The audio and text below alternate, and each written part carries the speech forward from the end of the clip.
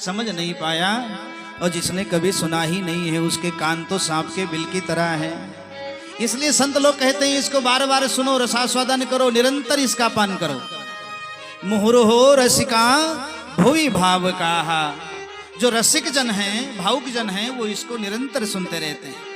महाराज श्री सूत जी शौनक जी को भागवत कथा सुना रहे हैं, जिसमें शौनकादि ऋषियों ने कुछ प्रश्न किए हैं। उसी प्रश्नों का जवाब देते देते पूरी भागवत कथा सुना दी। और ये भागवत कथा किससे प्रकट हुई है?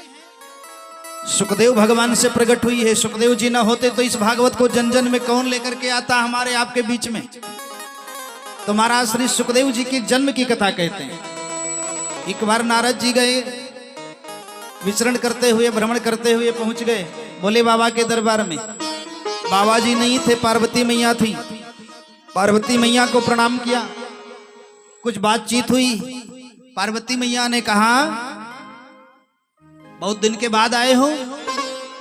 नारद बाबा ने कहा, आजकल आना जाना कम कर दिया है लोगों के बीच में। क्यों? क्योंकि दुनिया में जो प्रेम है ना, वो बनावटी प्रेम है, दिखावे का प्रेम है। मन के अंदर तो बात अलग और बाहर की बात। तो मैंने आना जाना बंद कर दिया। अच्छा। और नारद जी ने एक बात कही, मैया मैंने देखा है कि पति पत्नी के बीच में जो प्रेम रहता है वो प्रेम भी केवल बनावटी प्रेम रहता है। तब पार्वती मैया ने कहा, नहीं नहीं, ऐसी बात नहीं हो सकती, क्योंकि मेरे यहाँ मेरे भोले बाबा तो वो चीज बता देते हैं, छिपाते नहीं, जो किसी को बताना नहीं चाहिए। गुरु मंत्र किसी को नहीं बताना चाहिए, लेकिन भोले बाबा तो वो भी आकर के पार्वती जी से बता देते। नारद जी ने कहा, नहीं नहीं, मैं मान नहीं सकता हूं, कुछ न कुछ तो कपट रहता है, छल कपट दोनों प्राणी के बीच में और जरूर रहता है। रहता है कि नहीं रहता है? सारी बातें कोई ना पत्नी से बताता, ना कोई पत्नी सारी बातें पति को बताती। अगर पत्नी सारी बात बता दे सत्य सत्य, तो पत्नी कंगाल हो जाए, ना रह जाए। इसलिए कुछ न कुछ छिपा करके रखती, मेरे पास कुछ नहीं है तो कुछ ना कुछ छिपाती हैं। भोले बाबा ने कहा, पार्वती मैया ने कहा, भोले बाबा तो कुछ छिपाते नहीं है। बोले जरूर कुछ न कुछ छिपाते होंगे।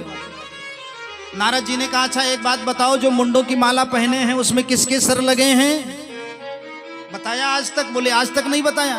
बोले बस यही प्रेम करते हैं, जिस माला को 24 घंटा धारण किए उसके बारे में आज तक नहीं बताया और तुमसे प्रेम करते हैं। पार्वती मैया ने कहा, आज पूछेंगे। नारद बाबा चले गए, भोले बाबा आए। भोले बाबा से पूछा, क्या प्रेम करते हो हमसे? भोले बाबा ने कहा, बहुत प्रेम करता हूं। बोले कोई प्रमाण? बोले ये मुंडों की माला प्रमाण है।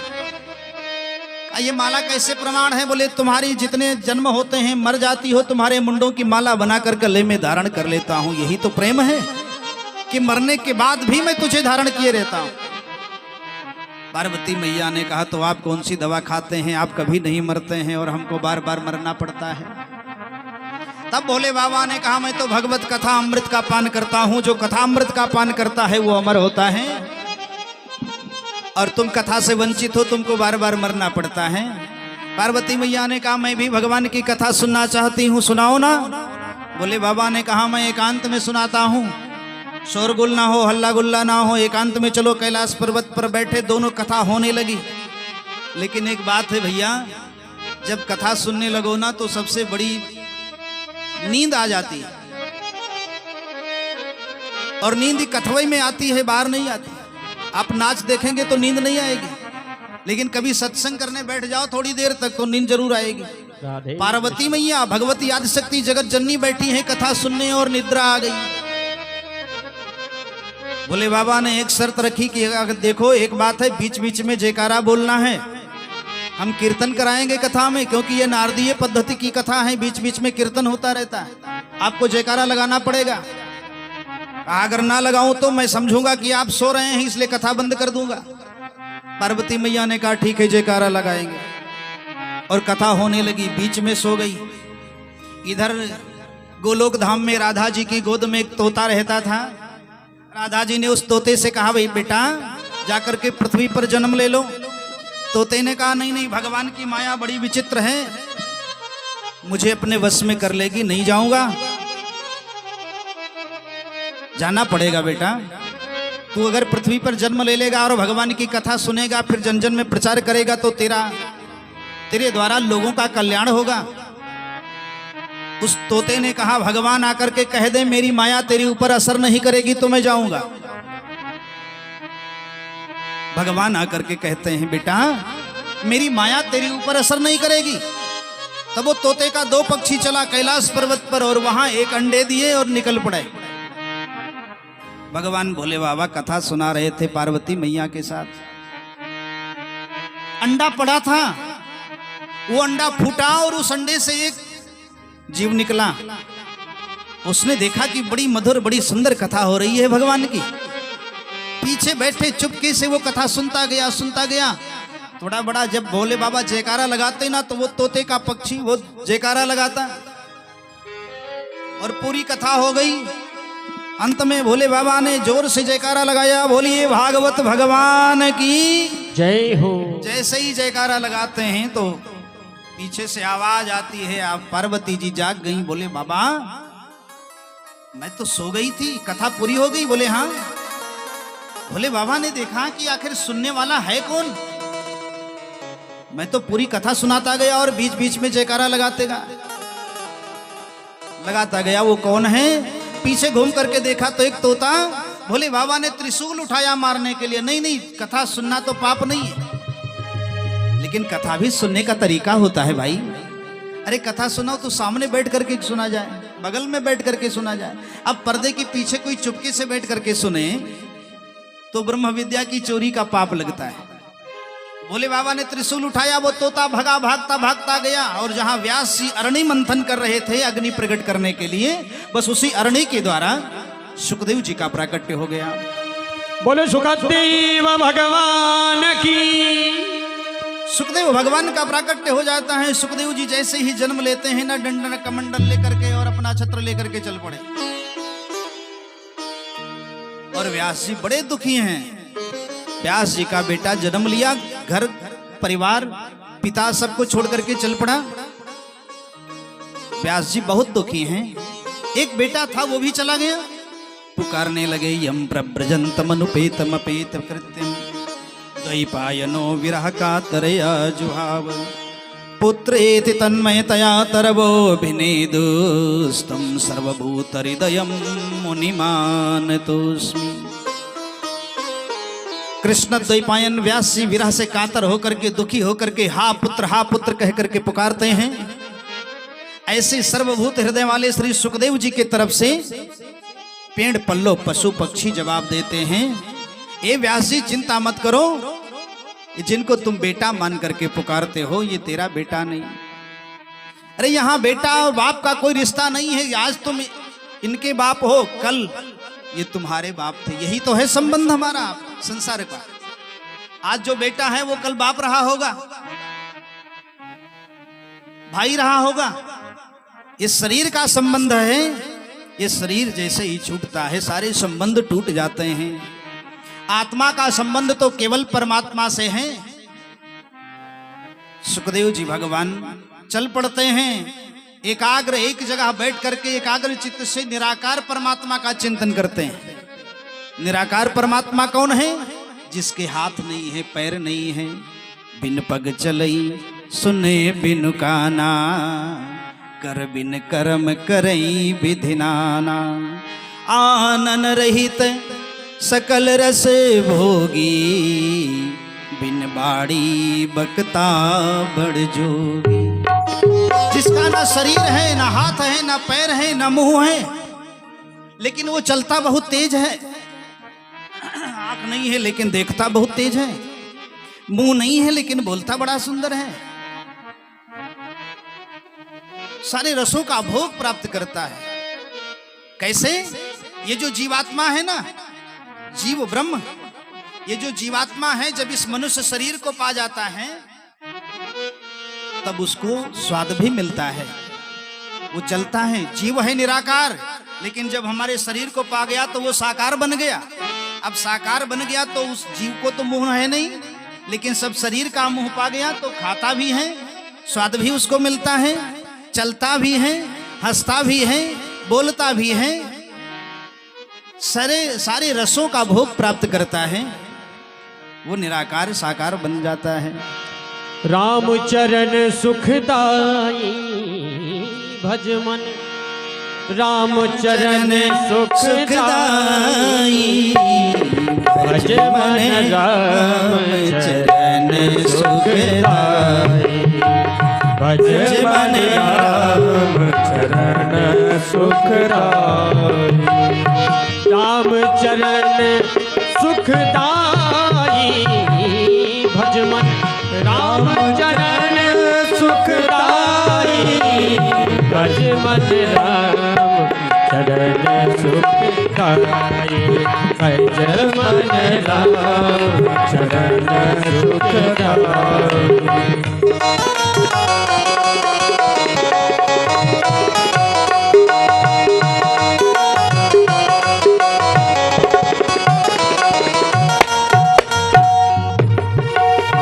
जही चरणन की चरण पादुका, जही चरणन की चरण पादुका, भरत रहवलिव लाई, भरत रहवलिव लाई भज मन, राम चरण सुखदाई भज मन, राम सुखदाई। राम चरण सुखदाई भज मन, राम चरण सुखदाई भज मन, राम चरण सुखदाई चरण सुखदाई चरण सुखदाई। बोलिए भागवत भगवान की जय। जय जय श्री राधे श्याम। सुखदेव जी निराकार ब्रह्म का चिंतन कर रहे हैं।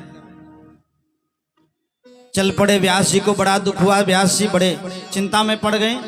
तो व्यास जी ने कहा चलो कुछ किया जाए। एक बेटा था वो भी चला गया, अकेले बैठे व्यास जी के मन में कुछ करने की इच्छा हुई। इधर मैंने कहा ना कि शौनकादि ऋषियों ने कुछ प्रश्न किया था सूत जी से। सूत जी उसी प्रश्नों का जवाब देते देते 18,000 श्लोक में भागवत की कथा सुना दी।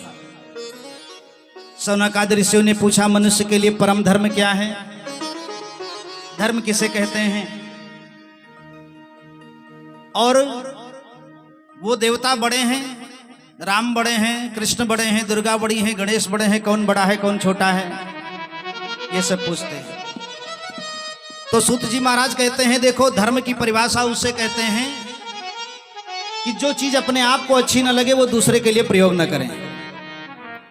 कोई हमको गाली देता है, हमको नहीं अच्छा लगता तो हम भी दूसरे को गाली न दें, यही सबसे बड़ा धर्म है। आत्मनः प्रतिकूलानि परेशान न समाचरेत, जो अपने आप को अच्छा ना लगे वो व्यवहार दूसरे के साथ मत करो, यही सबसे बड़ा धर्म है। रही बात देवता कौन बड़े हैं, ना कोई बड़ा है ना कोई छोटा है, देवता तो सब एक हैं। एको ब्रह्म द्वितीयो नास्ति और एको ब्रह्म बहुश्याम, ब्रह्म एक है। जब कुछ लीला करने की इच्छा होती है तो बहुत बन जाता है, वही राम बन जाता है, वही दुर्गा बन जाता है, वही गणेश बन जाता है। किसी की निंदा ना करें, श्रद्धा सब में रखें, इष्ट देव एक को बनाएं जो आपको अच्छा लगे। आपको शिव जी अच्छे लगते हैं उनको इष्ट बना लो, गणेश जी अच्छे लगते हैं उनको अपना इष्ट बना लो, राम जी अच्छे लगते हैं, कृष्ण अच्छे लगते हैं उनको अपना इष्ट बना लो। और श्रद्धा विश्वास सब में रखो, क्योंकि कहा जाता सबको आप इष्ट बना लेंगे, पूजा सबकी करें, श्रद्धा विश्वास भाव सब में रहे, लेकिन इष्ट एक को बनाओ, क्योंकि एक ही साधे सब सधे, सब साधे सब जाए। एक ही साधे, एक की साधना करोगे सब सध जाएगा।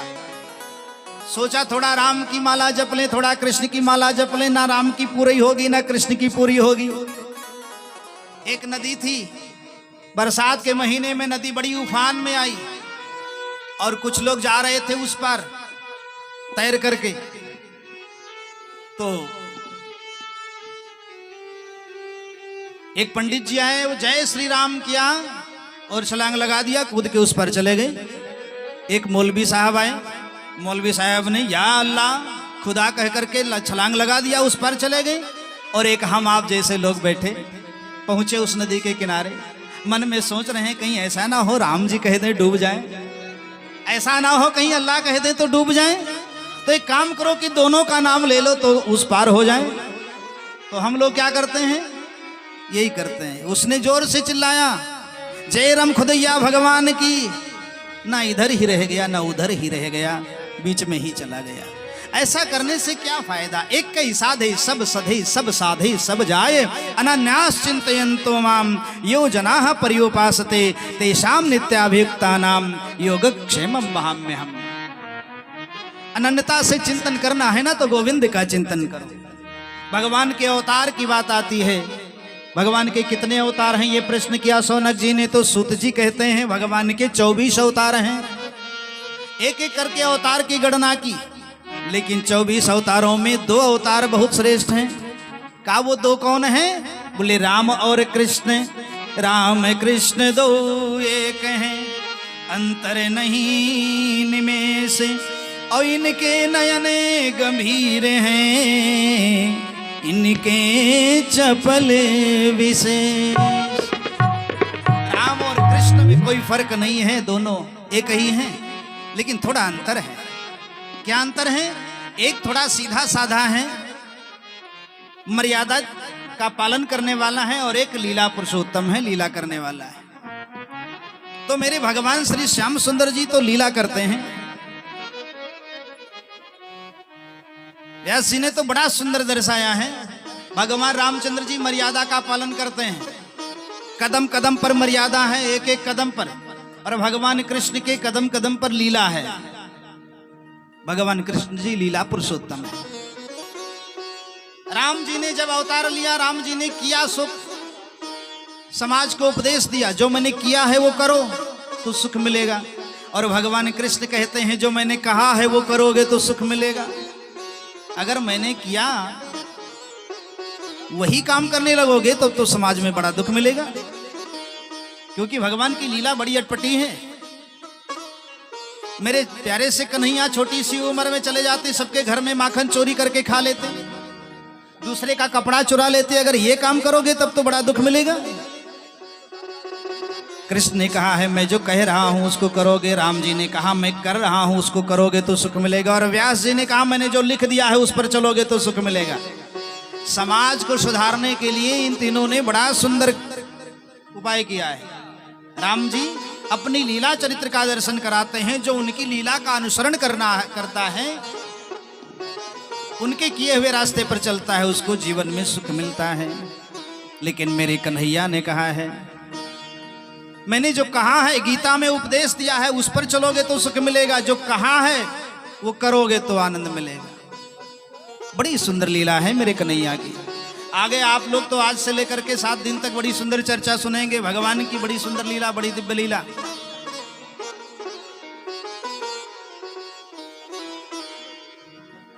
ऐसी सुंदर लीला है कि भक्तों ने जब भगवान की लीला को देखा और भगवान की इस कथा को सुना तो भक्तों के मुंह से रहा नहीं गया और कह पड़े, अरे मेरे बाके, वो मेरे बाके बिहारी कन्हैया, मेरे बाके बिहारी कन्हैया, तेरा जलवा कहाँ पर नहीं है। मेरे बाके बिहारी कन्हैया, तेरा जलवा कहाँ पर नहीं है। मेरे बाके बिहारी कन्हैया, तेरा जलवा कहाँ पर नहीं है, तेरा जलवा कहाँ पर नहीं है। मेरे बाके बिहारी कन्हैया, तेरा जलवा कहाँ पर नहीं है। मेरे बाके बिहारी कन्हैया, तेरा जलवा कहाँ पर नहीं है।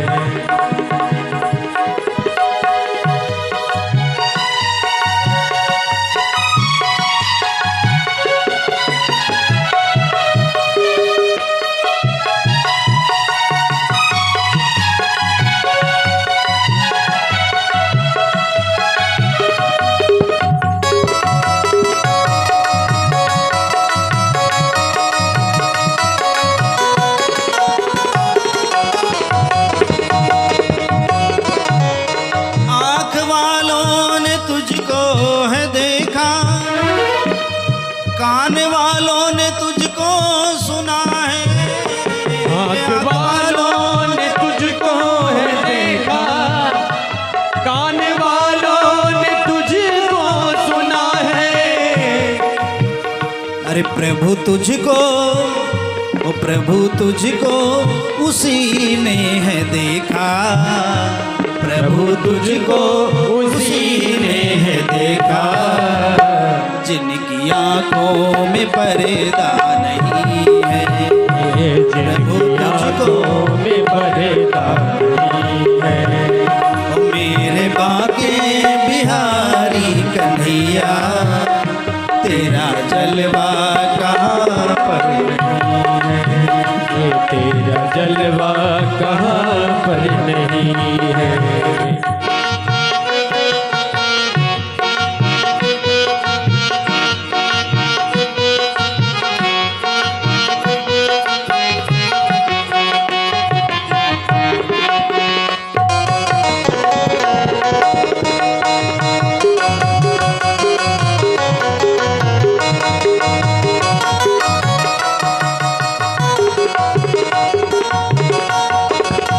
जिन्होंने भगवान की कथा अमृत का पान किया है, रसास्वादन किया है, वो अपना अनुभव करते हैं, बताते हैं कि लोग पीते हैं पी पी के गिरते, लोग पीते हैं पी पी के गिरते, हम तो पीते हैं गिरते नहीं हैं, हम तो पीते हैं गिरते नहीं है, हम तो पीते हैं गिरते नहीं हैं, अरे हम तो पीते हैं सत्संग के प्याले, हम तो पीते हैं सत्संग के प्याले, ये कोई अंगूरी मदिरा नहीं है, कोई अंगूरी मदिरा नहीं है।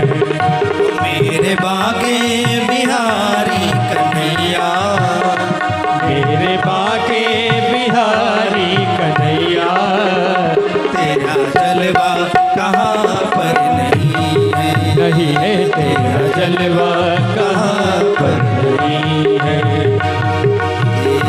मेरे बागे बिहारी कन्हैया, तेरा जलवा कहाँ पर नहीं है। भैया की तरफ से 50 रुपए भगवान के चरणों में, भगवान की कृपा बनी रहे और हमारे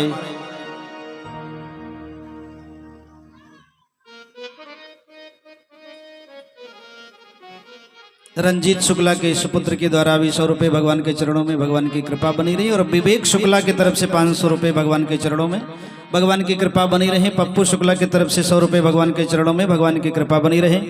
और जिन लोगों ने दिया हुआ भूल गए हैं, उनके ऊपर भी भगवान की कृपा बनी रहे। बोलिए वाके बिहारी सरकार की जय हो। बड़ी सुंदर लीला हुई, भगवान की कथा सुनाई। व्यास जी बैठे एकांत में, अकेले बैठे, सोचा कुछ किया जाए, क्या करें, बस भागवत की रचना, वेदों की रचना करने लगे। एक वेद था, वेद के 4 भाग कर दिए, संतोष नहीं हुआ। 17 पुराण की रचना कर डाली, फिर भी संतोष नहीं हुआ। मैंने तो समाज के लिए कुछ नहीं किया। महाभारत जैसे विशाल ग्रंथ की रचना कर दी, फिर भी संतोष नहीं हुआ। अरे मैंने तो कुछ नहीं किया, क्या करें, कुछ करना चाहिए, समाज के लिए कुछ न कुछ करना चाहिए। तो व्यास जी के पास नारद जी आए। नारद जी से पूछा, नारद जी एक बात बताओ, संत की कृपा बड़ी है कि भगवंत की कृपा बड़ी है? तो नारद जी ने अपनी पूरी कथा सुना दी, पूरी जीवन की। मैं दासी का बेटा था, कुछ संत लोग आए थे, उन संतों का सानिध्य हुआ, और उन संतों के सानिध्य से 4 महीने का सानिध्य प्राप्त किया, और उस 4 महीने के सानिध्य में आज मैं देव ऋषि संत बना बैठा हूं, देव ऋषि नारद बना बैठा हूं। मैं एक दासी का बेटा था, इन संतों की का सहयोग मिला, जीवन मेरा सुंदर बन गया। तो संत की कृपा भगवंत की कृपा से बड़ी होती है, लेकिन संत मिलते कब हैं? जब भगवान की कृपा होती है तभी संत मिलते हैं, क्योंकि बिनु हरि कृपा मिल ही नहीं संता। संतों के साथ रहते रहते बुद्धि निर्मल बन गई और चलने लगा, मैं चलूंगा। कहां चलूंगा? बाबा के साथ चलूंगा, इन महात्मा के साथ में चलूंगा। चलने लगा, मैया आ गई, मैया ने रोक लिया। अरे बाबा, इसको ले जाओगे तो मेरे जीने का सहारा मेरा बच्चा है, मैं जीऊंगा कैसे? मैं कैसे जीऊंगी?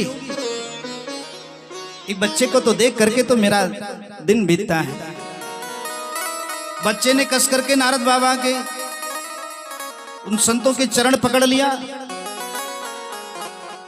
नहीं बाबा, मैं आपके साथ बद्रीनारायण चलूंगा, वहां तपस्या करूंगा, वरदान प्राप्त करूंगा, भगवान की कृपा प्राप्त करूंगा।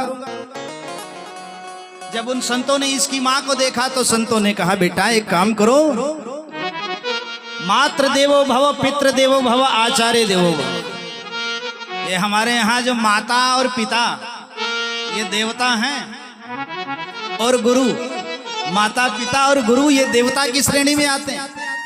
इसलिए अब घर में बैठे हैं हमारे देवता माता और पिता। अब घर के देवता को छोड़ करके कोई अलग जाएगा, जंगल में जाएगा, तीर्थ में जाएगा, देवता को पाने तो पाएगा। इसलिए सबसे पहले घर के देवता हैं उनकी पूजा करो, क्योंकि भगवान जंगल में नहीं मिलते भैया। भगवान तो जब पुकारो, जहां पुकारो वहीं मिलते हैं। भगवान की कृपा तो बरसती रहती है, लेकिन घर में पहले अपने माता पिता का आदर करो, सम्मान करो। अगर उनका निरादर किया, जंगल में आप कितनी भी कठिन तपस्या करेंगे तो भगवान मिलने वाले नहीं है। हम तो कहते हैं, पुत्रवती युवती जग सोई, रघुपति भगत जासु सुत होई। वही माता पुत्रवती है जिसका बेटा भगवान का परम भक्त है। बेटे कई होते हैं, लेकिन माँ बाप को मानने वाला, अपने में रखने वाला कहीं एक होता है। और जिसके कई बेटे होते हैं उसके बाप वृद्धाश्रम देखते हैं। इसलिए माँ बाप की, आज के 10-20 साल पहले ये वृद्धाश्रम इतना नहीं हुआ करता था, लेकिन आजकल जमाना बढ़ता चला गया। जितने ज्ञानी होते चले गए उतने वृद्धाश्रम बढ़ता चला गया। क्या आवश्यकता है वृद्धाश्रम की? लेकिन जैसे ही बेटा कुछ करने के लायक होता है और बाप की शक्तियां कम होती हैं, तो वो बाप वृद्धाश्रम की यात्रा करता है। आज संतों ने नारद बाबा को बताया, छोटे से इस दासी के बेटे को बताया कि भगवान कहीं ढूंढने से नहीं मिलेंगे, भगवान को पाना है तो बड़े संतों का आदर करो, अपने माँ बाप का आदर करो, गुरुजनों का आदर करो, क्योंकि ये तीनों भगवान की तरह हैं। और कहते हैं कि मंदिर में ना मिलेंगे, गुरुद्वारे ना मिलेंगे, मंदिर में ना मिलेंगे और गुरुद्वारे ना मिलेंगे, घर में ही बैठे हैं तेरे। समझ नहीं